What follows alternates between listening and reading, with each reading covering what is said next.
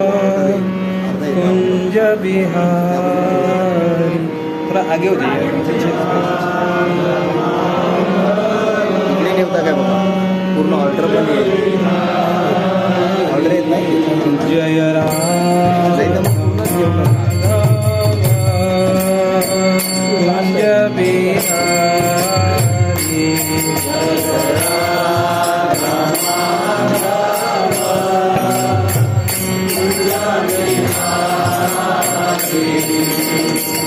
यशोदानंदन व्रज जन रंजन।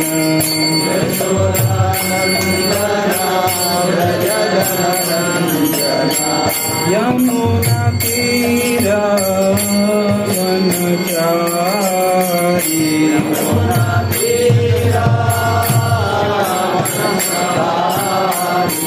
जय राधा माधव कुंज बिहारी।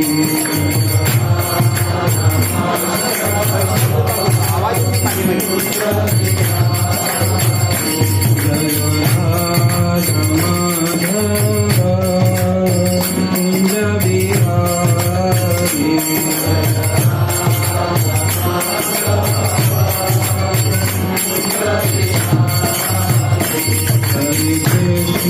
हरे कृष्ण कृष्ण कृष्ण हरे हरे, हरे राम राम राम हरे हरे।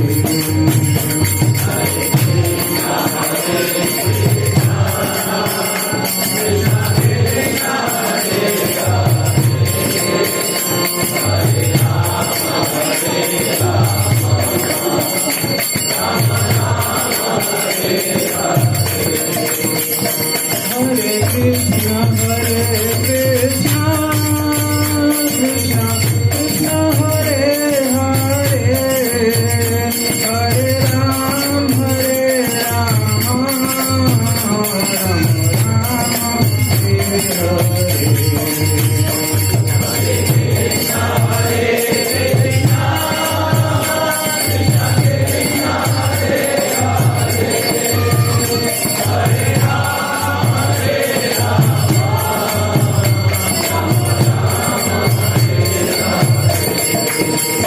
जय प्रभुपाद प्रभुपाद प्रभुपाद, जय प्रभुपाद।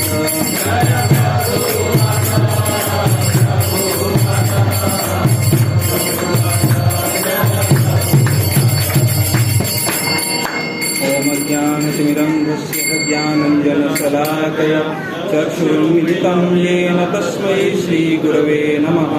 श्रीचैतन्यमनोभीष्टं स्थापितं येन भूतले स्वयं रूपकदा मह्यं ददाति स्वपदान्तिकं। वन्देऽहं श्रीगुरो श्रीयुतापदकमलं, श्रीगुरून् वैष्णवांश्च श्रीरूपं साग्रजातं सहगण रघुनाथान्वितं तं सजीवम् साद्वैतं सावधूतं परिजनसहितं कृष्णचैतन्यदेवं श्रीराधाकृष्णपादां सहगण ललिता श्रीविशाखान्वितांश्च। हे कृष्ण करुणा सिन्धु दीनबन्धो जगत्पते, गोपेश गोपिका कान्त राधाकान्त नमोस्तुते। सप्तकाञ्चन गौराङ्गी राधे वृन्दावनेश्वरी, वृषभानुसुते देवी प्रणमामि हरिप्रिये।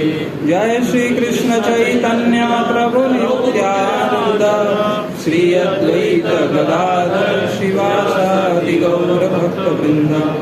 हरे कृष्णा कृष्णा कृष्णा हरे हरे, हरे राम राम राम हरे हरे।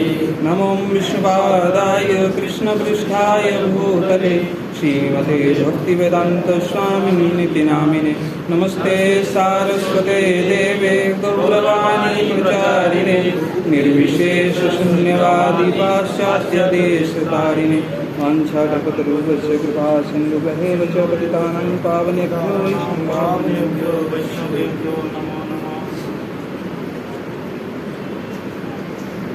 हरे कृष्ण। तो आज की संध्या सत्र में आज सभी का स्वागत है। ऐसा व्यासदेव के लिए कहा जाता है, व्यासाय विष्णु रूपाय व्यास रूपाय विष्णवे, कि जो व्यासदेव है क्या है, साक्षात भगवान विष्णु के प्रतिनिधि हैं, शक्त्यावेश अवतार हैं। तो उनके व्यास आसन पर बैठना हमारे लिए, मेरे जैसे बद्ध जीवों के लिए सर्वथा अनुचित है, परंतु आप सभी वैष्णवों की सेवा के लिए, आचार्यों की प्रसन्नता के लिए और श्री भगवान की प्रसन्नता के लिए तो ये कार्य मैं कर रहा हूँ। तो इसके लिए क्षमा प्रार्थी भी हूँ और आप सभी से आशीर्वाद की याचना भी करता हूँ। तो आज जैसे कि गीता जयंती है, आज हम भगवत गीता के 5159वें वर्षगांठ मना रहे हैं, एनिवर्सरी मना रहे हैं, प्रकाट्य का। वैसे तो भगवत गीता का जो और वैदिक साहित्य का जो ज्ञान है वो क्या है, कालातीत है। वो किसी काल में नहीं, भगवान ने इसको खुद ही चौथे अध्याय में कह दिया क्या कि इमं विश्वते योगम प्रोक्तवाहन अव्ययम, कि ये ज्ञान मैंने विवस्वान को, सूर्य के जो देवता हैं विवस्वान, उनको दिया है। अर्थात मतलब वो दूसरे कल्प में दिया या इसी कल्प में आदि में दिया। तो काल का कभी भी वैदिक ज्ञान के ऊपर कोई बंधन नहीं होता। फिर भी हमारे जीवों के समक्ष दोबारा से जो भगवत गीता है वो आज से 5159 साल पहले प्रकट हुई, तो हम उसका वर्षगांठ मना रहे हैं। तो हम आज भगवत गीता का महात्म्य और क्या इम्पोर्टेंस है उसके ऊपर थोड़ा चर्चा करने का प्रयास करेंगे। वैसे हमारे जो आचार्य परंपरा में जो हमारे परमाचार्य श्रील मध्वाचार्य जी हैं, जब वो बद्रिकाश्रम जाते हैं और बद्रिकाश्रम में जब भगवान बद्री विशाल के दर्शन करते हैं वो, तो जैसे कुछ उपहार लेके जाया जाता है, तो उस समय उन्होंने उपहार के रूप में क्या बद्री विशाल को अर्पित करने का सोचा। तो गीता के ऊपर उन्होंने अपना एक गीता भाष्य लिख के ले गए, गीता के ऊपर एक कमेंट्री लिख के ले गए थे। और उन्होंने जब समर्पित किया तो क्या बोला उन्होंने कि ये जो मैंने गीता के ऊपर जो लिखा है ये क्या है, ये लेशतः है। मतलब लेशतः मतलब बहुत ही थोड़ा सा लिखा है। तो सोचिए मध्वाचार्य जी जैसे आचार्यगण जब ऐसा कहते हैं तो हमारे जैसे जीवों के लिए गीता का गुणगान करना ये क्या संभव है। तो परंतु अपने सीमित समय सीमित बुद्धि से हम प्रयास करेंगे। तो सबसे पहले हम देखें तो गीता शब्द जो है, बहुत बेसिक से शुरू करते हैं कि गीता जो शब्द है, गीता शब्द का अर्थ होता है गान जनरली। तो क्या गीता जो है एक गीता है क्या, ऐसा जो भगवत गीता जो है एक गीता है क्या? नहीं, ऐसे बहुत सारे गीता है। अष्टावक्र गीता, याज्ञवल्क्य गीता, बहुत सारे ऐसे गीता हैं और उसमें भगवत गीता है। तो फिर इसमें और उन सारे गीताओं में क्या डिफरेंस है? उद्धव गीता भी है, तो उनमें और इनमें क्या डिफरेंस है? तो ये श्रीमद् भगवत गीता है। अगर आपने केवल गीता बोला तो क्या होगा, ये टर्मिनोलॉजी केवल एक गान के लिए प्रयुक्त होता है जिसमें बहुत सारे ऐसे बुक्स हैं जिनका नाम गीता है। परंतु जब हम बोलते हैं श्रीमद् भगवत गीता, अर्थात जो भगवत शब्द है वो किसके लिए? भगवत शब्द किसी जीव मात्र के लिए कभी प्रयुक्त नहीं होता। जब कभी अष्टावक्र गीता कही जा रही है तो मतलब वो एक ऋषि हैं अष्टावक्र, उनके द्वारा उनकी वाणी है, वो याज्ञवल्क्य ऋषि की वाणी है। वैसे ही अन्य जो पुरुष हैं उनकी वाणियों को उनकी गीता के नाम से जाना जाता है। लेकिन जैसे ही यहाँ जो शब्द प्रयुक्त है श्रीमद् भगवत गीता, तो भगवत शब्द किसके पर्याय में है, किसका पर्यायवाची है? वो ईश्वर का पर्यायवाची है। तो अर्थात जो यहाँ पे कृष्ण जो है वो क्या है? ईश्वर की जो गान है, ईश्वर की जो वाणी है वो श्रीमद् भगवत गीता है। तो भगवत गीता का स्थान क्या है? जो वेद का स्थान है वही भगवत गीता का स्थान है। तो वैसे अगर हम देखें कि जैसे वेद हैं, ऐसा भगवत गीता को बोला जाता है कि मैनुअल बुक है, मैनुअल बुक ऑफ लाइफ। जैसे अगर आप देखें कभी तो मशीन्स होती हैं, जैसे इंडस्ट्रीज के अंदर बड़ी बड़ी मशीन्स होती हैं, तो उसका जो निर्माता होता है तो क्या करता है कि मैनुअल बुक देता है उस मशीन के साथ में। तो मैनुअल बुक क्या होता है? तो मशीन को कैसे ऑपरेट करना है, मशीन को कैसे उसको मेंटेनेंस करना है, तो हो सकता है कि वो चलाने वाला व्यक्ति बहुत ही एक्सपर्ट हो, बहुत एक्सपीरियंस हो, परंतु जब नई मशीन उसके पास आएगी तो उसको कुछ नहीं पता होता है। वो कौन बता सकता है भली भांति? तो उसका जो मैन्युफैक्चरर है वही बता सकता है। तो इसलिए वो क्या करता है, वो साथ में एक मैनुअल बुक देता है। तो वो क्या करता है, वो व्यक्ति जो नया मशीन चालक होता है वो पहले उसको पढ़ता है किस तरीके से इसको चलाना है, फिर चलाता है। तो उसी प्रकार से जो वैदिक ग्रंथ हैं, जो वेद हैं, वो क्या है, मैनुअल बुक है ब्रॉड सेंस में। जैसे कि वो इतने ब्रॉड सेंस में कि वो इंसाइक्लोपीडिया है, कि मतलब आपको वो चाहिए कि उसमें मान लो सपोज कि जैसे सोडियम है, कैल्शियम है, इस सेंस में इतने इस लेवल पे है। परंतु कलयुग में क्या है, मंद सुमंद व्यक्ति का क्या, हमारी बुद्धि मंद है और अल्पायु है। अल्पायु मतलब हमारे पास समय ही नहीं है कि ये पूरा इतने बड़ी इंसाइक्लोपीडिया को हम बैठ के अध्ययन करें और अध्ययन कर लेने के बाद अपने जीवन में क्या करें, इसका उपयोग करें। तो इस प्रकार से भगवान जो है क्या है, अत्यंत ही दयालु हैं। तो क्या करते हैं, इसको हमारे लिए ग्राह्य, कली कलमश जीव जो है उसके लिए ग्राह्य बनाना, ऐसा भगवान तो उन सारे वेदों को सार रूप में इस कलयुग के प्रारंभ में सार रूप में प्रस्तुत किया। तो वो क्या है, वो भगवत गीता। इसलिए शंकराचार्य जो है, आदि शंकराचार्य, वो ये भी कहते हैं सर्व उपनिषदों गावो। अगर हम देखें, अगर हायरार्की देखें वैदिक साहित्य का, तो वेदों में 3 भाग है, जैसे कर्मकांड, ज्ञान कांड और उपासना कांड।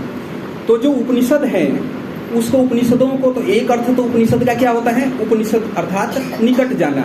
तो दो किसके किसके निकट, गुरु के निकट होके अध्ययन करना, और दूसरा भगवान के निकट जाना। ऐसे ग्रंथ जो आपको भगवान के निकट ले जाएं वो क्या है, उपनिषद है। और दूसरा एक और नाम है उपनिषदों का, वो है वेदांत। तो वेदांत का अर्थ क्या होता है, जो वेदों के लक्ष्य को स्पष्ट करे। वेदों में बहुत सारे कर्मकांड भी है उसके अंदर, कि आप इस देवता की, इंद्र की उपासना करो, अग्नि की उपासना करो, वरुण की, सभी के लिए मंत्र हैं। तो लेकिन लक्ष्य क्या है जीवन का, तो अगर आप ऐसे पढ़ना शुरू करेंगे संहिता भाग को, वेदों के ऋग्वेद संहिता को, यजुर्वेद संहिता को, तो आपको समझ में नहीं आएगा कि ये इन देवताओं की उपासना करना जीवन का लक्ष्य है क्या। तो क्या फिर वो कर्मकांड से जो वैदिक साहित्य है ग्रेजुअली बढ़ता है कहाँ, ज्ञान कांड की तरफ, वो क्या है, उपनिषद है। तो उपनिषद जो है, लेकिन उपनिषदों की वाणी इतनी क्या है, क्लिष्ट है। अगर आप कभी उपनिषदों को पढ़े हैं तो वो बोल रहेंगे वही बात, लेकिन आपको समझ में नहीं। जैसे कि रसो वही सह, वो जो है क्या है, रस का आगार है, उसी से रस की उत्पत्ति होती है। तो कौन है वो, अब पता नहीं। वो सह प्रयुक्त जो यहाँ पे किया, वो उसके लिए क्या, किसके लिए, ईश्वरवाचक है वो। तो सह मतलब वो रस का आगार है, लेकिन कौन है, तो वो गीता को जब हम पढ़ेंगे तो समझ में आएगा कि वो जो उपनिषद जिनको वह इंडिकेट कर रहे हैं वो कौन है। तो वो क्या है, रसो अपस्तु कौनते यह। तो भगवान कहते हैं कि मैं हूँ वो रस जो कहाँ, सभी में विद्यमान हूँ, सारे चराचर जीवों में। और प्रभा अस्मि शशि सूर्य, सारे जो लूनरीज हैं, एक तरीके से ग्रह हैं, प्लैनेट्स हैं, उन सभी का क्या हूँ, प्रकाश मैं ही हूँ। तो अगर आप उपनिषदों को, वेदों के लक्ष्य की प्राप्ति भी, उपनिषदों की लक्ष्य की प्राप्ति भी अगर कोई करना चाहता है तो वो भगवत गीता के माध्यम से ही हो सकता है। तो हम जैसे बात कर रहे थे क्या, वो मैनुअल बुक की, तो उस प्रकार से भगवत गीता क्या है, एग्जैक्ट मैनुअल बुक है कि आपको क्या करना है। एक बार ऐसे ही एक आध्यात्मिक किसी संस्था के एक व्यक्ति से बात कर रहा था, बहुत वो अपना उन्होंने समय दिया था उस संस्था के लिए, उस ऑर्गेनाइजेशन में। तो बात करते करते मैं उनसे पूछा कि अच्छा एक जो बताइए, वो बता रहे थे कि जैसे कि हम अगर ध्यान करेंगे तो उसका प्रभाव क्या होगा, मन शांत होता है। हम योग करेंगे तो क्या हो सकता है, हमारी बॉडी फिट होगी, है ना। मैंने कहा ये ठीक है कि बॉडी फिट रहेगी, हमारा मन शांत रहेगा, लेकिन एक चीज बताइए, जब मृत्यु का समय आता है तो उसके पश्चात क्या होगा, बॉडी खत्म, उसके बाद तो व्यक्ति को दूसरे शरीर में जाना है ना। तो क्या ये बार बार जन्म लेना, पुनरपि जननम पुनरपि मरणम पुनरपि जननी जठरेशन, क्या ये जीवन का लक्ष्य है क्या। तो इसका जीवन का लक्ष्य क्या है, आपने इतना समय अध्यात्म को दिया है तो बताइए। तो ये बेसिक सा क्वेश्चन जो कि क्या है, अगर आपको मान लीजिए कि आप पढ़ाई कर रहे हो, आपको करना क्या है यही नहीं पता, आपका 10th का बोर्ड आएगा, क्या बोर्ड एग्जाम है, एग्जाम होता क्या है, सिलेबस क्या, आपको यही नहीं पता, तो क्या होगा, आप पढ़ाई क्या करोगे, तो ये वैसा ही होगा जैसे कि अंधेरे उसमें तीर छोड़ना, कहाँ जा रहा है वो कुछ नहीं पता है। लेकिन भगवान देखिए, उनको वो इस चीज को लेकर कंफ्यूज हो गए कि लक्ष्य क्या, हाँ मतलब कंफ्यूज ऐसा।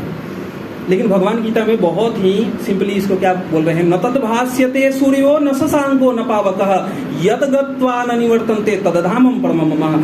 जीव का लक्ष्य क्या है? वो इस जन्म मृत्यु के चक्र से छूटना।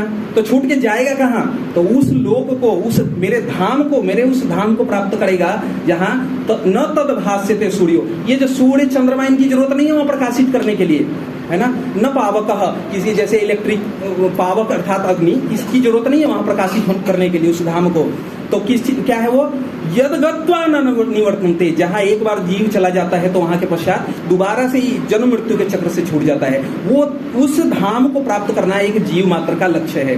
तो बहुत सिंपली भगवत गीता में ऐसे कलिष्ठ जो कि व्यक्ति सालों साल प्रैक्टिस करके भी नहीं समझ सकता, वो भगवान ने बहुत ही इजीली समझा रखा है भगवत गीता में।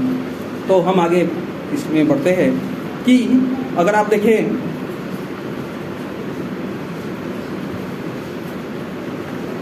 भगवत गीता का महात्म्य जो है बहुत सारे ऐसे शास्त्रों में दिया हुआ है। अगर हम पद्म पुराण का गीता महात्म्य है, उसके अंदर आदि शंकराचार्य जो है उन्होंने गीता का महात्म्य लिखा है। और श्रीमद् भागवत के अंदर भी जब श्रीमद् भागवतम शुरू हो रहा है तो वहीं पे भागवतम के पहले स्कंद के 15वें अध्याय में इसका गीता महात्म्य है। तो हम थोड़ा सा वहां से चर्चा करेंगे, फिर आगे बढ़ते हैं। तो यहाँ पे जो भागवत में जब द्वारिकापुरी नगरी जो है समुद्र के अंदर क्या हो जाती है, समर्ज हो जाती है। क्यों? क्योंकि भगवान अब अपने लीला समाप्त कर रहे हैं। तो भगवान क्या करते हैं, अपने धाम को भी अपने साथ वापस लेके चले जाते हैं एक सेंस में। तो भगवान के प्रकटीकरण से क्या होता है, भगवान आते हैं, उनके धाम, उनके पार्षद सभी आते हैं, उसके पश्चात धीरे धीरे वापस चले जाते हैं। तो भगवान जब अपने लीला का संवरण कर चुके थे और युधिष्ठिर चिंतित हैं कि अर्जुन अभी तक आए क्यों नहीं द्वारिका से। तो कुछ समय के पश्चात उनको बहुत सारे ऐसे नेगेटिव वुमेंस जो होते हैं, लक्षण जो होते हैं वो आ रहे होते हैं। फिर जब तभी अर्जुन पहुंचते हैं, बहुत दुखी हैं। दुखी हो क्यों ना, जब सोचिए हमारे जैसे जीव जिन्होंने भगवान के भी दर्शन नहीं किए हैं, सानिध्य प्राप्त नहीं है, तो उनके लिए तो हम इतना भगवान के लिए अगर जो सिंसियर होता है वो कितना विरह अनुभव कर रहा होता है। और वो अर्जुन जो कि भगवान के निकट, भगवान द्वारिका से ज्यादा हस्तिनापुर में रहते थे, तो भगवान उनका इतना सानिध्य प्राप्त हुआ है। और भगवान ने जब अपनी लीला संवरण कर लिया, भगवान अपने धाम को चले जाते हैं, तो अर्जुन को कितना दुख हो रहा होगा।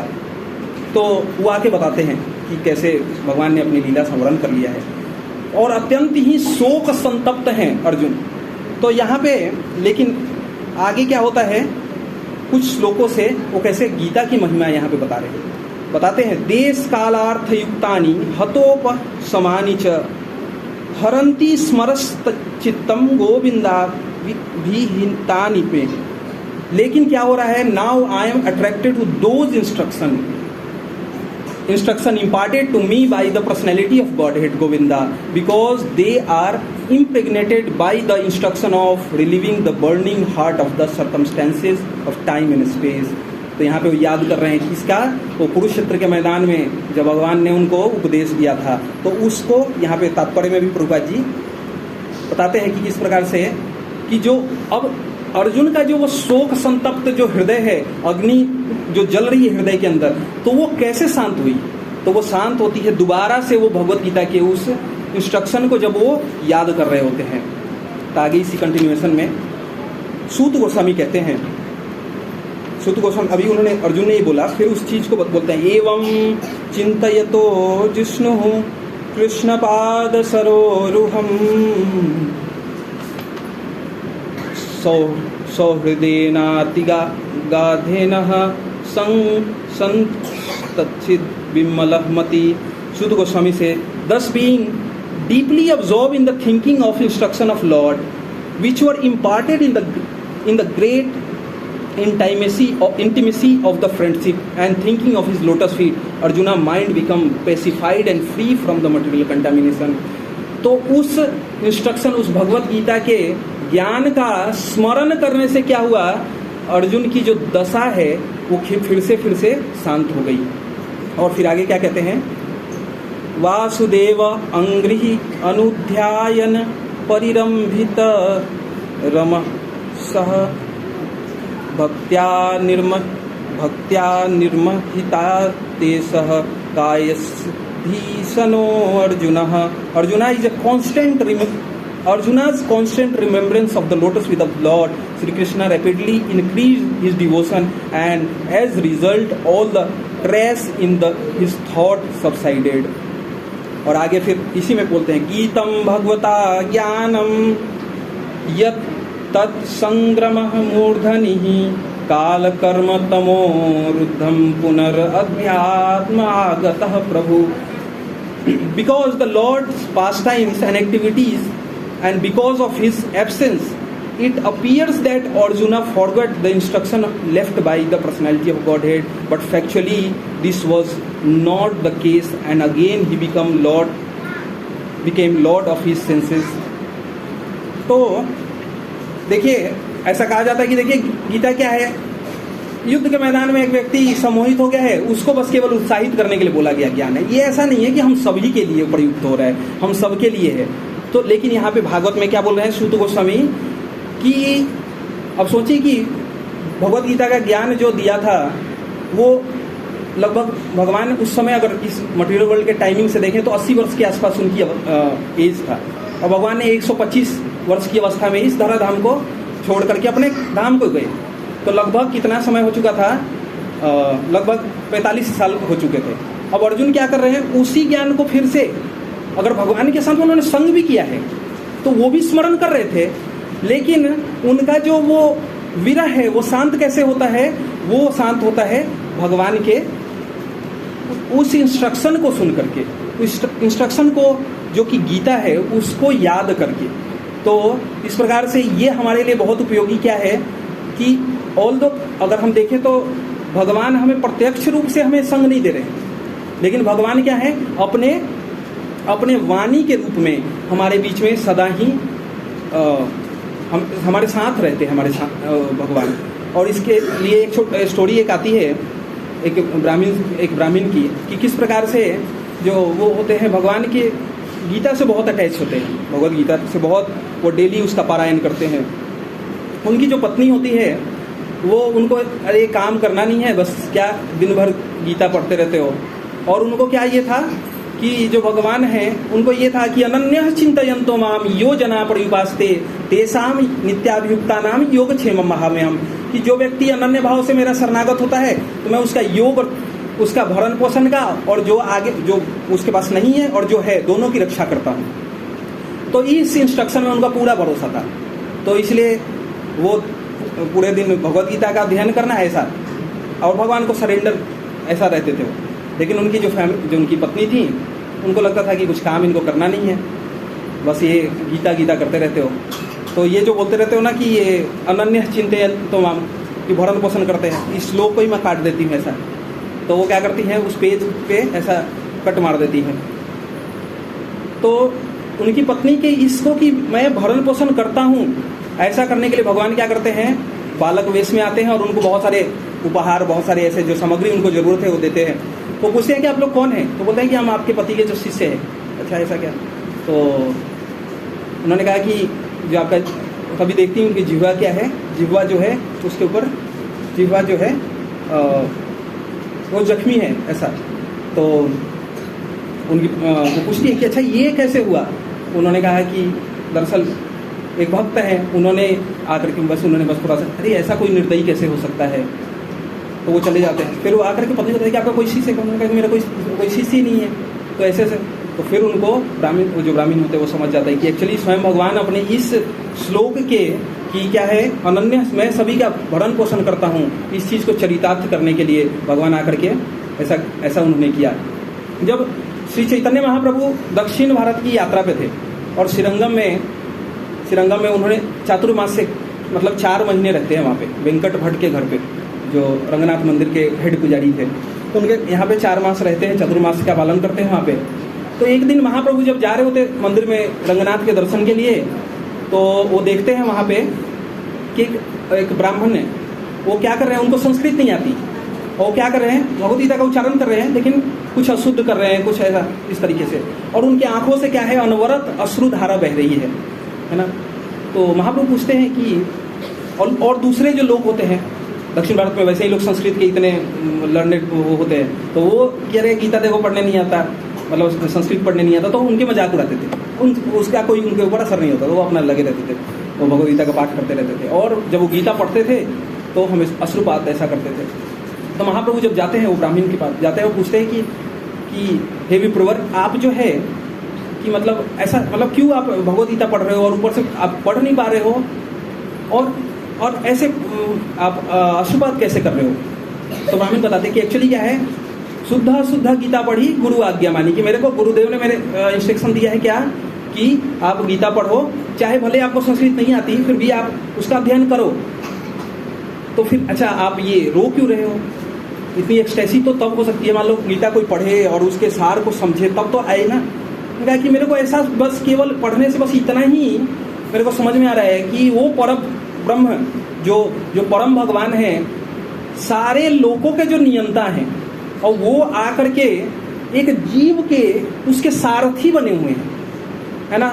उसकी मतलब सोचिए क्या भगवान का क्या पोजीशन क्या है, भगवान की स्थिति क्या है। भगवान की स्थिति अगर एक जीव मात्र जो है, अगर वो कल्पना भी करना चाहे तो भी अचिंत्य है।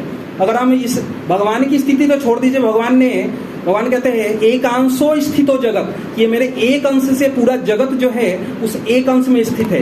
तो ये जो भौतिक संसार है भगवान का एक अंश है। अगर भौतिक संसार में भी हम एक ब्रह्मांड की भी देखने जाए तो भी हम नहीं कल्पना कर सकते। एक पृथ्वी पे भी हम, पृथ्वी का भी जो हम उसका ऑपुलेंस है पृथ्वी का, उसको भी हम नहीं कैलकुलेट कर सकते। और पृथ्वी जो है पूरे ब्रह्मांड में एक इनसिग्निफिकेंट एक ड्रॉप के समान है। और वो ब्रह्मांड जो है पूरे भौतिक संसार में एक अनेकों ब्रह्मांड में भगवान के श्वास प्रश्वास से क्या होता है, ब्रह्मांड का सृजन होता रहता है और डिस्ट्रक्शन होता रहता है। उनमें से वो एक ब्रह्मांड है ये, है ना। और ऐसे में वो ब्रह्मांड अनेक ब्रह्मांडों में, तो फिर भगवान कहते हैं वो मेरे एक अंश से है। तो भगवान की हम स्थिति को तो कल्पना भी नहीं कर सकते। वेद जो हैं वो उतने हद तक कहते हैं जहां तक हम थोड़ा समझ सके। न तस्य कार्यम करणम च विद्यते न तत्समः न च अपि अधिको सदृश्यते, जिनके बराबरी में कोई है ही नहीं। भगवान खुद भी ये गीता में कहते हैं कि मेरे से ऊपर, मेरे से बराबर और मेरे से ऊपर कोई है ही नहीं। तो ऐसे भगवान जो है जीव मात्र के कल्याण के लिए क्या करते हैं, वो देखिए हर टाइम प्लेस और सर्कमस्टेंसेस के अकॉर्डिंग क्या करते हैं, फिर अपने उस ज्ञान को उनके अनुरूप प्रस्तुत करते हैं। और हम जो है हमारी कंडीशनिंग इतनी ज़्यादा है क्या कि देखिए, अगर जब प्रभुपाद जी अमेरिका जाते हैं तो उस समय इंग्लिश में बहुत सारी कमेंट्री अवेलेबल थी भगवद गीता के ऊपर। भगवद गीता मतलब एक ऐसा, आप कह सकते हैं विलक्षण बुक है जिसके ऊपर वैष्णव वो भी कमेंट्री करते हैं, जो स्मार्थ हैं वो भी कमेंट्री करते हैं, और जो भक्त नास्तिक है वो भी कमेंट्री करते हैं, जिनके अनुसार ये ईश्वर का कोई वही कल्पना ही नहीं है, वो भी कमेंट्री करते हो भगवद गीता के ऊपर। लेकिन पता नहीं वो किस हिसाब से कमेंट्री करते हैं कि भगवद गीता में अगर देखें तो हर जगह भगवान क्या कह रहे हैं, अहम सर्वस्व प्रभव, मतलब हर जगह अहम इतनी बार कह रहे हैं कि मैं ही आधार हूँ किस चीज का, पूरी सृष्टि का। लेकिन उस चीज उनको नजर ही नहीं आती। वो क्या करते हैं, पूरा का पूरा वो भगवान को ही अलग कर देते हैं और गीता से केवल नास्तिकतावाद निकालते हैं फिर वो। तो इसलिए प्रभुपाद जी जब अमेरिका जाते हैं उस समय एक प्रसिद्ध व्यक्ति थे भारत के, डॉक्टर राधाकृष्णन, राष्ट्रपति भी हुए हैं, तो उन्होंने भी एक कमेंट्री लिखी थी। लेकिन वही वो क्या कह रहे हैं, जब कृष्ण कह रहे हैं कि सर्वधर्माम परित्यज्य मामेकम शरणम व्रज, कि मेरे शरण में आ जाओ, तो वो कह रहे हैं कि नहीं, कृष्ण जो है वो अपने शरण की बात नहीं कर रहे हैं, वो निराकार एक व्यक्ति ईश्वर जो है ना निराकार, उसकी शरण की बात कर रहे हैं वो। तो मतलब उनको कृष्ण वहां पे जो डायरेक्ट अपनी शरण की बात कर रहे हैं, या फिर वो कह रहे हैं मनमना भव मद भक्तो मध्याजी माम नमस्कुरु, भगवान कहते हैं मेरे प्रणाम करो, मेरा स्मरण करो। तो नहीं, वो उसके लिए नहीं, वो कह रहे हैं वो एक निराकार ईश्वर के लिए कह रहे हैं। तो प्रभुपाद जी इन चीजों को ऐसे कमेंटेटर से, ऐसे जो भाष्यकार ऐसे लोग हैं जो कि भक्त नहीं है, और वो क्या करते हैं अपने इच्छा से कि मेरे को क्या डालना है गीता में। आजकल लोग माई गीता ये सब ऐसे भी आ रही है कि माई गीता, आप मतलब आपकी स्थिति क्या है जो गीता के ऊपर आप कमेंट्री करोगे, पहली चीज तो ये। तो ऐसे भाष्यकारों से तो बात मतलब व्यथित थे एक सेंस में कि देखो क्या कर रहे हैं ये लोग, अपने जीवन को भी बर्बाद कर रहे हैं। इस उपनिषद में कहा गया है कि अंधः तमः प्रविशन्ति ही यह संभूति उपासिते कि जो व्यक्ति ऐसे कल्पना चीजों को क्या करता है, वर्शिप करता है या उनको प्रोपगेट करता है, तो क्या वो खुद तो जाए, मतलब दूसरों को तो वो ले ही जाएगा। अंधा तम प्रविशन्ति, एक नरक है तम, ऐसा वहां पे तो वो लेके जाएगा उनको, साथ साथ क्या करेगा, वो खुद भी उस चिरकाल तक के लिए उधर ही रहेगा। तो ऐसा प्रोपगेशन क्या करता है, खुद अपने जीवन को नारकीय तो व्यक्ति कर ही रहा होता है, मतलब हम तो डूबेंगे सनम, तुम्हें भी ले डूबेंगे। तो क्या करेंगे वो सभी जितने जीवात्मा जो कि ऐसे को पढ़ेंगे, तो इसलिए वहां पे उन्हें सख्त वैष्णवों के लिए कहा क्या, मायावाद भाष्य सुन ले, है व सर्वनाश। मायावाद क्या है, जो भी कृष्ण के इस शाश्वत ज्ञान को क्या करना, उसको छोड़ करके केवल माया जनित जो ज्ञान है उसको थोप देना, कहाँ, वो भगवान के ज्ञान में भी, और उसको ही उसके ऊपर ही कंटेम्पलेशन करना, यही मायावाद है। तो ऐसे चीजों को सुनना और उसके ऊपर चर्चा करना, वो व्यक्ति क्या होगा, वो हैल सर्वनाश, उस व्यक्ति का क्या होगा, वो भौतिक रूप से भी उसका पतन होगा, आध्यात्मिक रूप से तो होगा ही होगा। तो प्रभुपाद जी उस समय कहते हैं कि अभी लगभग 700 इंग्लिश कमेंट्रीज, अलग अलग कमेंट्रीज है भगवद गीता की। यहाँ पे वैष्णवाचार्यों की कमेंट्री की बात नहीं हो रही है, यहाँ पे जैसे रामानुजाचार्य ने, मध्वाचार्य ने, इन सब ने भी कमेंट्री दी है, परंतु इनकी कमेंट्री संस्कृत में है, या जैसे विश्वनाथ चक्रवर्ती ठाकुर ने, बलदेव विद्याभूषण ने, इन सब ने कमेंट्री दी है। तो इनकी संस्कृत में थी, तो जनरल पब्लिक के लिए उसको एक्सेस करना बड़ा मुश्किल है, तो और खासकर विदेशियों के लिए, तो वैसे अब तो भारतीयों के लिए भी मुश्किल है, तो विदेशियों की तो बात ही छोड़ते हैं। तो उस समय प्रभुपाद क्या करते हैं, वैसे देखते हैं कि एक भी अभी ऐसी कमेंट्री नहीं है जो जनरल पब्लिक को, जो कि भगवद गीता के ज्ञान को एज इट इज यथारूप प्रस्तुत कर सके। अगर आप भगवद गीता का जो वो है, पहला जो आमुख मतलब इंट्रोडक्शन है, उसमें प्रभुपाद जी यही बात बोल रहे हैं। प्रभुपाद जी कह रहे हैं कि अब देखो कितने सारी कमेंट्री है, लेकिन मेरा ऐसा कुछ श्रेय नहीं कि मैंने कुछ विलक्षण दे दिया, मेरा बस केवल इतना है कि जो कृष्ण ने जिस मूड से अर्जुन को बोला था, जिस भाव से अर्जुन को बोला था, और अर्जुन ने जिस भाव से भगवान से सुना था और बोला था, यद इच्छति तथा कुरु, कि आपने जो मतलब भगवान ने बोला पहले, लेकिन एंड में अर्जुन ने क्या बोला कि आपने जो कहा वो मैं करूंगा। तो उस जिस भाव को उन्होंने ग्रहण किया था, तो वो चीज मैं प्रस्तुत कर रहा हूँ। इसमें मेरा ऐसा कुछ अलग से वो नहीं है। जैसे एक जो पोस्ट मास्टर है, एक जो डाकिया होता है, वो क्या करता है, वो ज्ञान को, मतलब ज्ञान इन द सेंस जो आप पत्र भेजते थे जैसे पहले के ज़माने में, तो क्या करता था, उसमें ऐसा नहीं था कि वो कुछ खुद से लिखता था, वो व्यक्ति का पत्र ले जाकर के उधर पहुंचा देता था। उसी प्रकार से जो हमारे आचार्यगण हैं, तो उनकी विलक्षणता क्या है, तो विलक्षणता ये है कि जो भगवान ने जो ज्ञान दिया उसके अंदर कुछ अपना ना जोड़ना है, ना उसमें से कुछ माइनस करना है, वो एज इट इज प्रस्तुत करना। तो इस वजह से भगवान ने परंपरा के ऊपर बहुत जोर दिया है कि एवं परंपरा प्राप्तम, कि जो ज्ञान है वो हमेशा क्या परंपरा में प्राप्त होना चाहिए। अगर आप इंजीनियरिंग कर रहे हो या फिर मेडिकल कर रहे हो, तो होता है हम लोग जनरली क्या होता है, लॉन्ग ज़्यादा समय जो पेशेंट होता है वो भी कभी कभी डॉक्टर बन जाता है, तो ऐसा बता सकता है, वो भी डॉक्टर ही एडवाइस दे सकता है। परंतु अगर आप समग्र रूप से मेडिकल साइंस को जानना चाहते हो तो आपको क्या करना पड़ेगा कि तो मेडिकल कॉलेज में एडमिशन लेना पड़ेगा, तभी तो उसके प्रॉपर ज्ञान को प्राप्त करेंगे। तो उसी प्रकार से जो परंपरा भगवान बताते हैं, पहले तो वहाँ जो विवस्वान और उनके द्वारा राजर्षियों की जो परंपरा है उसमें ज्ञान का ये बढ़ रहा था।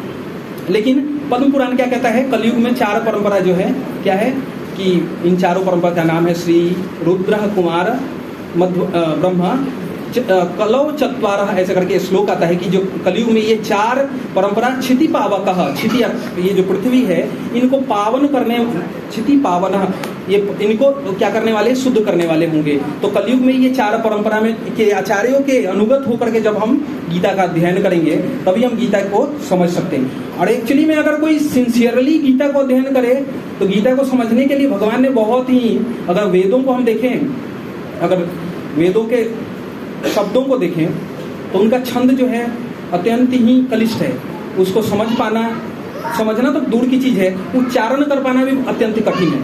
लेकिन भगवान ने गीता को अनुष्टुप छंद में इस तरीके से, और वेद व्यास जी ने उसको किया है अनुष्टुप छंद में, ताकि बहुत ही आसानी से अगर कोई व्यक्ति गीता के श्लोक को भी ऐसे पढ़े तो उसके भाव को समझ जाएगा। लेकिन होता क्या है, वो तात्पर्य तक, पड़पड़ तक आते आते के भाव ही बदल जाता है, वो भाव को हटा दिया जाता है। जिस प्रकार से सूर्य है तो सूर्य को क्या करते हैं, बादल ढक लेते हैं, तो सूर्य का प्रकाश जो है वो जीव तक पहुंच ही नहीं पा रहा है। तो ऐसा नहीं कि उसने सूर्य को ढक लिया है बादल ने, उसने हमारे नेत्रों को ढक लिया है। तो ऐसे लोग जो मायावाद विचार के होते हैं या अपने एक सेल्फ मोटिवेटेड सब कुछ ऐसा इंटेंशन है, उसको उनको प्रोपगेट करना है।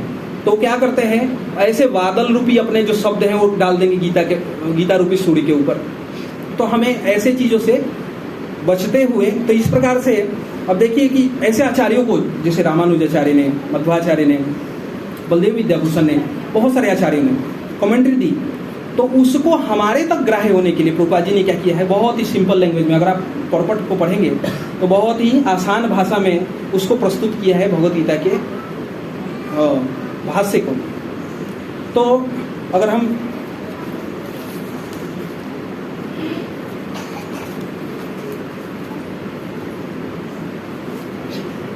तो यही चैतन्य महाप्रभु ने क्या बोला फिर, जब चैतन्य महाप्रभु ने जब ये सुना कि ये जो ब्राह्मण है वो क्या ऐसा सोच रहे, तो उन्होंने कहा कि असली अधिकारी संस्कृत जानने और न जानने से कोई भगवत गीता पढ़ने का अधिकारी नहीं हो जाता है।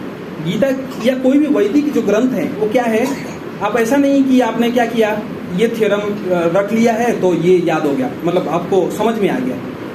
श्वेताश्वर उपनिषद क्या कहता है कि जो ज्ञान है, वैदिक ज्ञान क्या होता है, यस्य देवे परार भक्ति यस्य देवे तथा गुरु तस्य कथितार्थः प्रकाशन्ते महात्मनः, कि जब व्यक्ति की परंपरा, गुरु परंपरा में, गुरु में जो ऐसे आचार्यों में श्रद्धा होती है, उनके वाणी के ऊपर श्रद्धा है, और क्या है, यस्य देवे, और भगवान में श्रद्धा है, तो क्या होगा, उनके हृदय में प्रकाशन्ते महात्मनः, तो ज्ञान जो होता है वो क्या प्रकाशित होता है। तो उसी प्रकार से वो अशुद्ध ऐसे उच्चारण कर रहे थे, प्रॉपरली श्लोक पढ़ नहीं रहे थे, लेकिन फिर भी क्या हो रहा है, उनके हृदय में जो गीता का सार है वो प्रकट हो रहा है। क्या, वो भगवान का जो की स्थिति है उस चीज को वो समझ पा रहे हैं। तो भगवान ने क्या किया, चैतन्य महाप्रभु ने उनको आलिंगन किया और उन्होंने कहा कि आप असली में अधिकारी हो गीता पढ़ने के। और भगवान चैतन्य महाप्रभु ने उनको अपना श्याम सुंदर प्रस्तुत करते हैं, उनको दिखाते हैं और कहते हैं कि आप इसको बोलना मत किसी को। तो और इस प्रकार से वो जो विप्र होते हैं 4 महीने तक निरंतर वहां पे श्रीरंगम में महाप्रभु का सानिध्य लेते हैं, उनका संग हमेशा। और वो किस मूड से, ये स्वयं कृष्ण ही है ना। तो ये उन्होंने वो क्यों, क्योंकि उन्होंने भगवद गीता के को जो मर्म है उस चीज को समझा। और कैसे वो समझा उन्होंने, क्योंकि उनके गुरु, आज भी अगर हम देखें तो हमारे गुरु वर्ग जो हैं उनका क्या यही कि हम जब गीता वितरण कर रहे हैं, है ना, तो इसके साथ साथ हम गीता का अध्ययन भी करें। और तो गीता वितरण जो है, मतलब अगर आप देखें समाज सेवा के प्रकल्प बहुत ज्यादा एम्फेसाइज किया जाता है कि हमें समाज के लिए सेवा का तो कुछ तो करना चाहिए। और ये एक सेंस में बहुत अच्छा है, क्योंकि व्यक्ति क्या करता है, हमें अपनी पारिवारिक जिम्मेदारियों से ऊपर हम कुछ देखते ही नहीं, तो उस सेंस में हम समाज के लिए तो कुछ करते ही नहीं, है ना। तो हम समाज के लिए, हमें हॉस्पिटल बनाना, हमें कुछ कुआं पहले जैसे होता था तो अभी पानी के स्रोत बनवाना, ऐसा बहुत लोग करते हैं। लेकिन हमारे आचार्यगण बताते हैं कि असली समाज सेवा, ये समाज सेवा भी है, ऐसा नहीं कि ये समाज सेवा नहीं है, हॉस्पिटल बनवाना नहीं है, ऐसा नहीं, ये भी है, परंतु उत्तम कोटि का समाज सेवा क्या है। तो बताते हैं कि जिस प्रकार से एक राजा जो है, उसका बेटा मान लो कुंभ मेले में गया और वो गुम हो गया, तो वो गुम हो गया उधर, और वो बेचारा क्या हो रहा है, उसको भूख लगी हुई है, उसके कपड़े फट गए हैं, है ना। तो क्या करता है वो अभी भाग रहा है इधर से उधर। तो कुछ लोग आते हैं, बहुत ही दयावान लोग हैं, उन्होंने क्या किया, उसको कुछ कपड़े दिए, तो उन्होंने उसके प्रति दया तो किया ना, और ये बहुत अच्छी बात है। कुछ लोगों ने उसको खाना खिलाया। तो तीसरा व्यक्ति आता है, वो क्या कहता है ना, तो उसको कुछ दिया उसने खाने को, ना तो उसने कुछ को वस्त्र दिया, उसने बस सिंपल क्या किया, उसके पिता जो राजा हैं उसके पास लेके चला गया। अब इधर दोनों बेचैन थे, राजा भी बेचैन मेरा पुत्र कहाँ है, और वो जो लड़का था वो भी बेचैन था कि मेरे पिताश्री कहाँ है, और उसको बस ले जाके गया और उसने और कुछ दिया नहीं। तो एक सेंस में देखा तो उसने तो कुछ उसके लिए कुछ किया ही नहीं है, और ना तो उसने कपड़े दिए ना खाना खिलाया। परंतु अगर हम देखें तो ये उत्तम कोटि की उसके लिए भलाई का काम किया। क्यों? क्योंकि आज हो सकता है आप किसी को वस्त्र दे सकते हैं, हो सकता है किसी को आप अन्न दे सकते हैं, लेकिन कल फिर से उसको जरूरत पड़ेगी और कल फिर से उसको भूख लगेगी। तो असली क्या है, उसका, वो राजा का बेटा है, उसके पास ऑलरेडी ये सारी चीजें हैं। तो जीव जो मात्र है वो सभी भगवान की संतान है। सोचिए जिसके पिताश्री जो हों, वो पूरे समग्र ब्रह्मांड के वो स्वामी हो, और उनका बेटा जो होता है यहाँ पे 8 घंटे उधर जॉब कर रहा होता है और लक्ष्मी के लिए, है ना। तो ये बड़ी विडंबना है। क्यों? क्योंकि हम अपने पिता के उस रिलेशन को ही नहीं समझ पाए हैं। तो जो आचार्य कहते हैं असली में जो, अगर हमें किसी को असली में किसी की समाज सेवा, मतलब किसी की सेवा करनी है, समाज सेवा करनी है, तो क्या है वो जो हमारे उसके पिता के साथ उसका जो संबंध विच्छेद हो रखा है, पिता के तरफ से नहीं है, ये पिता के तरफ से संबंध विच्छेद नहीं है, वो जीव के तरफ से संबंध विच्छेद है। और वो इतना विच्छेद कि वो स्मरण भी नहीं है कि मेरा कोई पिता भी है। उसको कभी कभी तो उस जीव को ये प्रतीत होने लगता है कि मैं ऐसे ही टपक गया हूँ, मैं ऐसे डाउनलोड कर लिया गया हूँ, ऐसे थ्योरी दी जाती है उसके ऊपर कि जीव कहाँ से आया, तो ये अपने आप आया। तो ये उसी प्रकार से है कि आपके पिताजी कौन है, तो नहीं मेरे पिताजी नहीं, मैं तो ऐसे ही डाउनलोड हो गया हूँ। तो ये उसी प्रकार से है। तो इस हद तक कंडीशनिंग, इस हद तक बद्धता आ जाती है कि उस पिता के संबंध का तो छोड़ दो, उसका स्मरण भी नहीं है कि मेरा पिता भी है कोई। तो ऐसी स्थिति में उस जीव के लिए जो सर्वथा जो महत्वपूर्ण जो कार्य है उसके लिए वो क्या है, उसके पिता से उसके संबंध का दोबारा से उसको रियलाइजेशन हो, तब वो समझ पाएगा कि मैं क्या, मेरी स्थिति क्या है। मैं तो उस धनी बाप का बेटा हूँ जिसके पास सोने की मर्सिडीज है, और मैं इधर क्या कर रहा हूँ, मैं इधर पैदल घूम रहा हूँ। तो ऐसी स्थिति है। तो इस प्रकार से भगवान भी यही भगवत गीता के 18वें अध्याय में जब हम देखें तो भगवान क्या कहते हैं, भगवान ने अर्जुन को इस भगवत गीता का ज्ञान दे दिया, उसके पश्चात क्या कहते हैं कि जो व्यक्ति भक्तों को यह परम रहस्य बताता है वह शुद्ध भक्ति को प्राप्त करेगा और अंत में वह मेरे पास वापस आएगा, है ना। तो और उसके बाद कहते हैं कि इस संसार में उसकी अपेक्षा न कोई अन्य सेवक मुझसे अधिक प्रिय है और न ही कभी होगा। भगवान अपनी सेवा से देखिए प्रसन्न होते हैं। भगवान की हम जब सेवा कर रहे होते हैं, विग्रहों की सेवा कर रहे होते हैं, क्योंकि हम इंटीमेट सर्विसेज है भगवान की, तो उससे प्रसन्न है। लेकिन समझिए ये कैसी सेवा है कि जैसे एक बाप के 4 लड़के हों और उसमें से एक लड़का जो हो क्या हो गया, वो बिछड़ गया, और वो बिछड़ गया है तो पिताश्री हमेशा क्या रहेंगे, भले उनके पास सब कुछ होगा लेकिन हमेशा कहीं ना कहीं उनके दिमाग में, हृदय में ये बात चलती रहेगी मेरा वो पुत्र कहाँ है, कहाँ पे होगा वो। तो उनका दूसरा पुत्र क्या करता है, उनको उस लड़के को ढूंढ के लाता है। तो वो उस पुत्र से क्या होंगे, जिसको ढूंढ के लाया उससे भी ज्यादा प्रसन्न किससे होंगे, कि मतलब जिसने ढूंढ के लाया उससे अधिक प्रसन्न होंगे। तो वही भगवान यहाँ पे कहते हैं कि जो व्यक्ति मेरे इस संदेश को मतलब अन्य जीवों को देता है वो मेरे लिए अत्यधिक प्रिय होगा और उससे प्रिय और कोई नहीं होगा। तो प्रभुपाद जी ने इस वजह से ये जो मैराथन शब्द की जो इस्कॉन में अभी जैसे ही अभी, वैसे तो हमारे जो वर्तमान आचार्य कहते हैं कि हमारा मैराथन सालों भर चलते रहना चाहिए। क्यों? क्योंकि माया का जो मैराथन है सालों भर चलता रहता है। 365 दिन माया देवी मैराथन में लगी रहती हैं और अपने मैराथन के वो इतने जो अपडेटेड वर्जन्स होते हैं वो सारे प्रयुक्त करती हैं। कुछ लोग कहते हैं अरे आप लोगों ने तो पूरा गीता को ये सारे उसमें डाल दिया, सॉफ्ट कॉपी, ये चीजें, ऐसा क्यों कर रहे हो, डिजिटल वर्जन ये सब क्यों कर रहे हो? क्यों? इसलिए कर रहे हैं कि माया देवी जो है वो उनसे, जैसे कि जो चोर होता है, जब चोर भाग रहा होता है तो पुलिस को पकड़ने के लिए क्या करना पड़ेगा, अगर वो 80 के स्पीड से भाग रहा है तो उसको 120 से तभी जाके पुलिस उसको पकड़ पाएगी। तो माया देवी जो है अभी जितने भी अत्याधुनिक मॉडर्न चीजें उन सबको प्रयुक्त करती है अपने वेपन्स के रूप में। अगर हम देखें आज नेट हो गया चाहे कुछ भी हो, वो सभी क्या करते हैं हमारे को दिग्भ्रमित करने के लिए। तो ये माया देवी के वेपन्स हैं। तो जो भक्त होता है वो क्या करता है, वो इन सब वेपन्स को भी माया देवी के ही अगेंस्ट यूज करता है।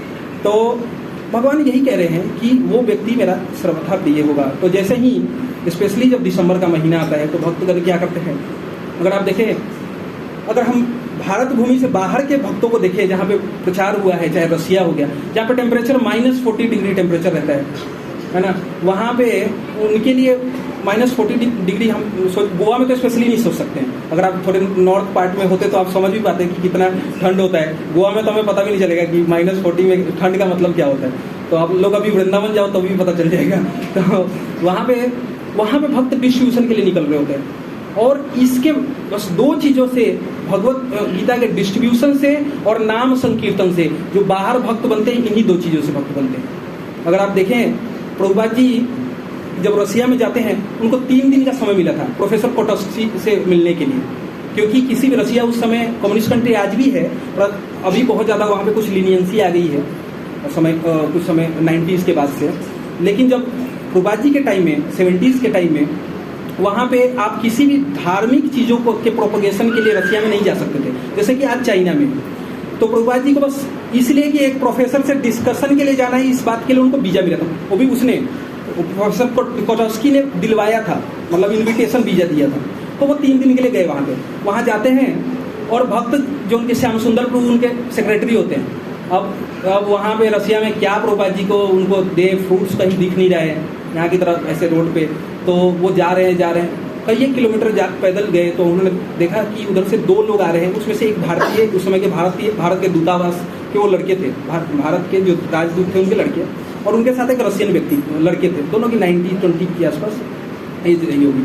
वो आगे उनको एक्चुअली उन्होंने जो देखा कि अरे तो दिखने में फॉरेनर व्यक्ति लग रहा है लेकिन धोती कुर्ते में, तो उनको बड़ी जिज्ञासा। उस समय से पहले कोई फॉरेनर धोती कुर्ते में ऐसे दिखते नहीं थे, तो उनको बहुत जिज्ञासा हुआ। आगे पूछते श्याम सुंदर पूछते कि आप लोग कौन, तो उन्होंने बताया कि मेरे गुरुजी यहाँ पे होटल में ठहरे हुए हैं, आप लोग आ सकते हो।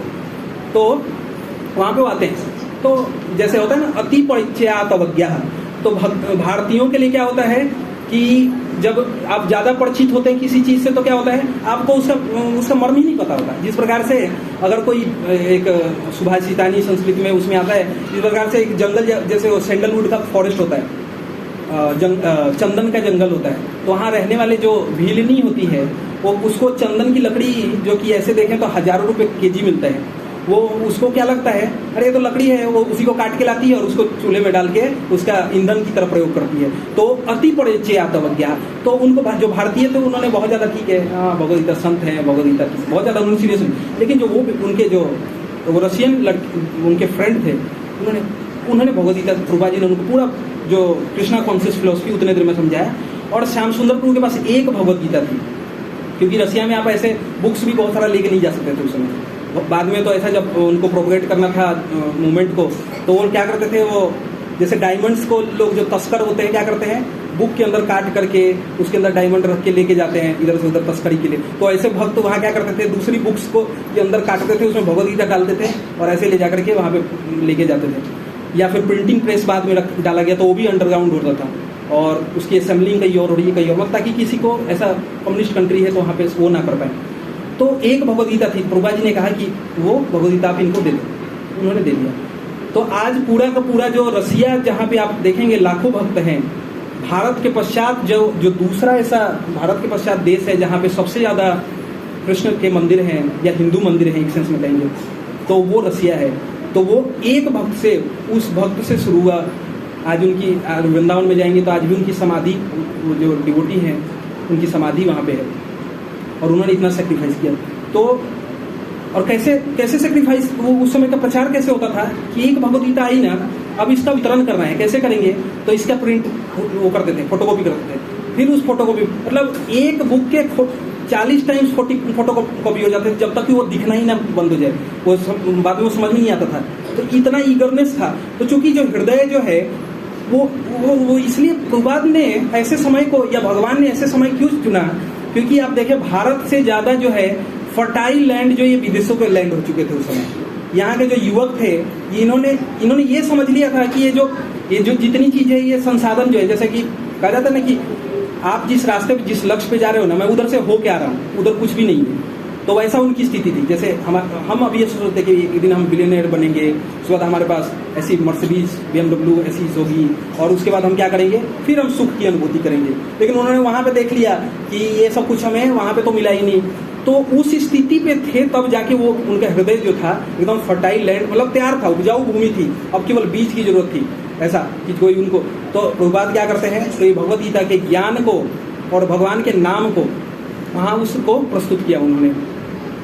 तो इस प्रकार से हम थोड़ा सा अभी आदि शंकराचार्य ने भगवद गीता के महात्म्य के रूप के ऊपर, गीता महात्म्य के रूप में ऐसे बहुत सारे ग्रंथों में गीता के, जैसे मैंने इसमें भागवत पुराण के अंदर से थोड़ा सा डिस्कस किया, वैसे ही अन्य आचार्यों ने, वल्लभाचार्य ने, सभी आचार्यों ने गीता के ऊपर इतने सारे कुछ लिखे हैं। तो उनमें शंकराचार्य का भी जो गीता महात्म्य है वो अत्यंत ही प्रसिद्ध है। तो उसके कुछ ही श्लोक को हम थोड़ा चर्चा करने का प्रयास करेंगे। तो स्पेशली इस श्लोक को अगर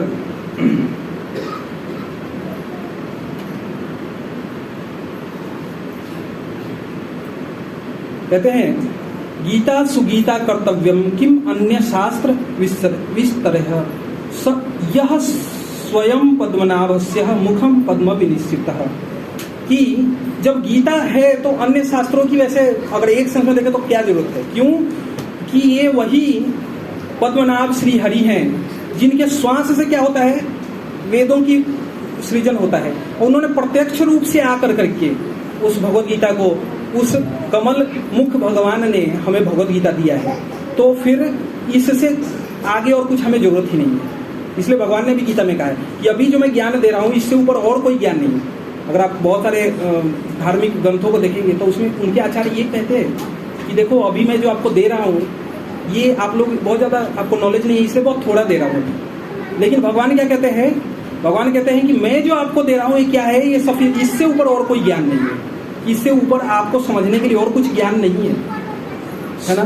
फिर एक और श्लोक हम इसमें बताते हैं शंकराचार्य, सर्व उपनिषदो गावो दुग्धा गोपाल नंदन पार्थो वत्सः सुधीर भोक्ता दुग्धम गीतामृतम महत्।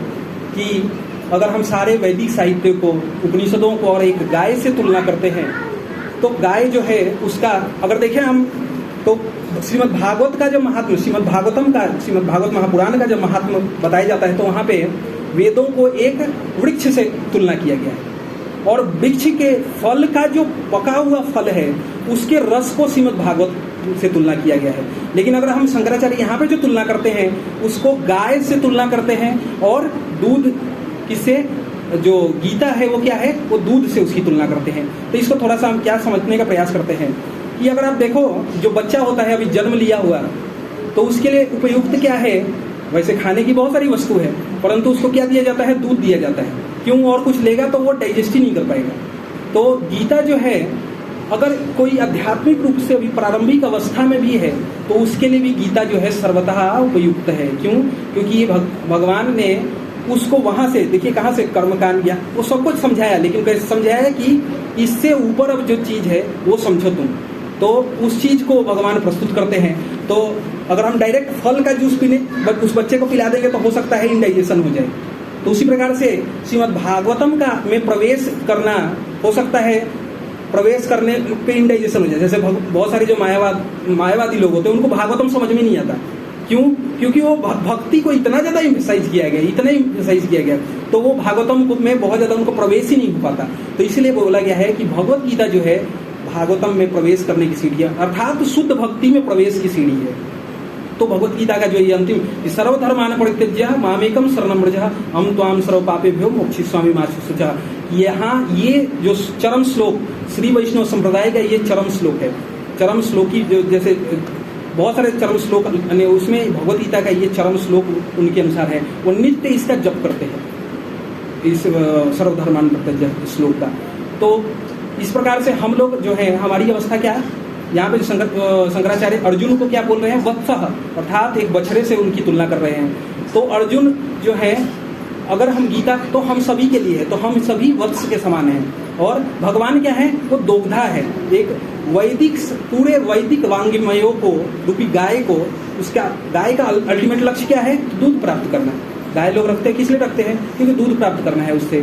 तो उसी प्रकार से अगर आप सारे वेदों को पढ़ रहे हैं लेकिन आपको ये समझ में नहीं आया कि भगवान कौन है और भगवान की स्थिति क्या है, आपकी स्थिति क्या है, तो आप फिर आपको कुछ समझ में नहीं आया। इसलिए भगवान 15वें अध्याय में क्या कहते हैं, वेदैश्च सर्वै अहमेव वेद्यम वेदांतकृत वेद विदेह चाहम।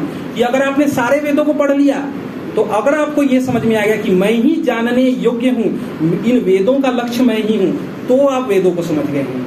तो अगर आप गीता को पढ़ेंगे तो ये सारे वेदों के लक्ष्य को ये आपको समझा देती है।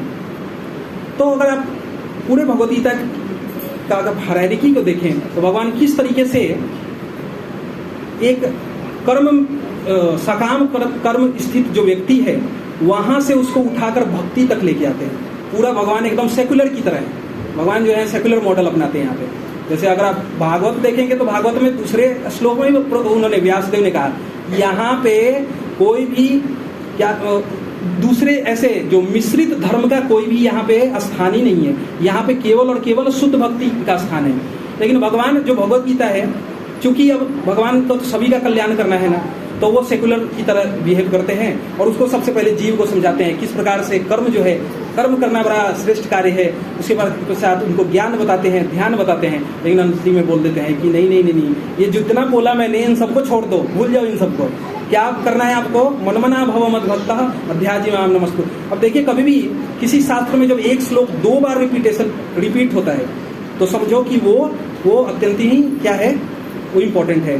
तो वैसे तो भगवत गीता क्या हुई थी, 9वें अध्याय तक भगवत गीता कंप्लीट हो चुकी है। भगवान को जो बताना था वो 9वें अध्याय तक बता दिया उन्होंने। लेकिन अब अर्जुन क्या है, क्योंकि उनको पता है आने वाले जो ये बद्ध जीव हैं वो यही डालेंगे कि ये कृष्ण जो है, अरे नहीं नहीं, ये कृष्ण भगवान नहीं है, भगवान तो कोई और है, निराकार है।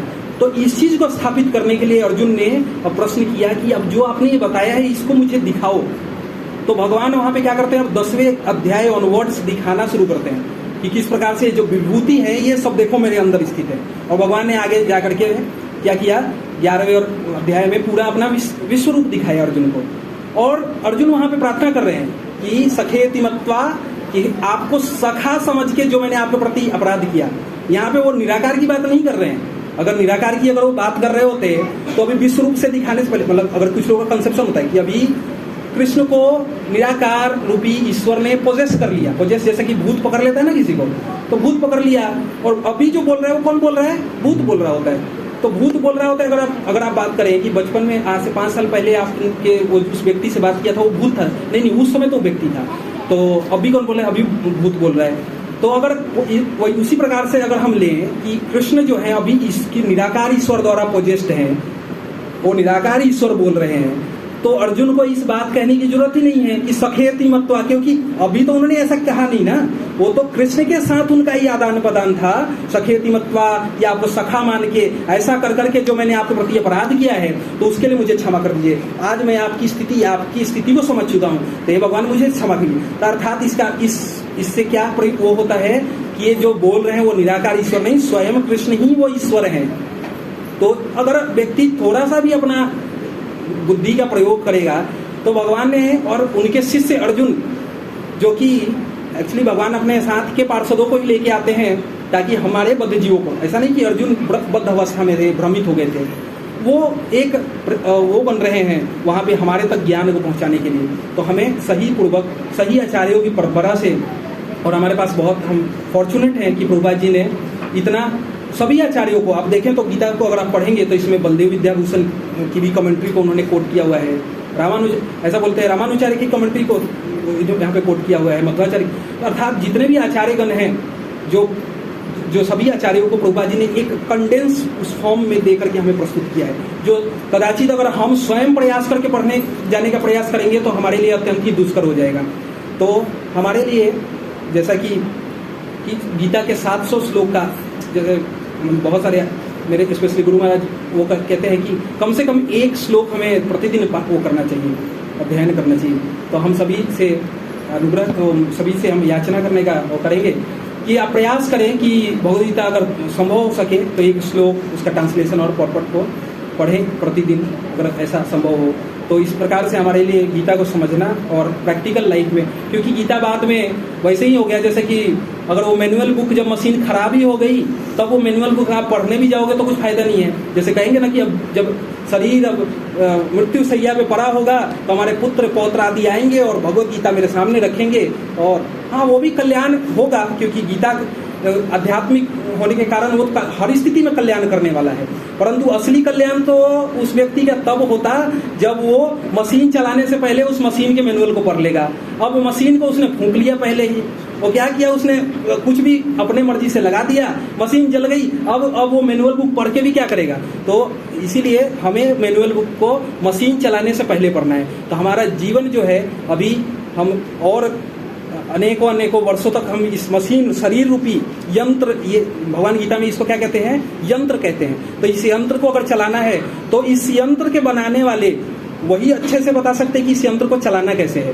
तो उनके मैनुअल को हमें पढ़ना चाहिए और तब जाके आगे इस मशीन को चलाना चाहिए, तभी हम भौतिक रूप से भी सुखी रह सकते हैं और अंतोगत्वा क्या है वो इसके जीवन के लक्ष्य को भी प्राप्त कर सकते हैं। इसी के साथ मैं सभी से आप सभी के से क्षमा याचना करूंगा कि अगर किसी प्रकार से मेरे से कुछ त्रुटि और भूल हुई हो तो आप सभी लोग अत्यंत ही भगवान के भक्त जो क्या होते हैं अत्यंत दयालु होते हैं, तो आप लोग क्षमा करेंगे और मेरे लिए कृपा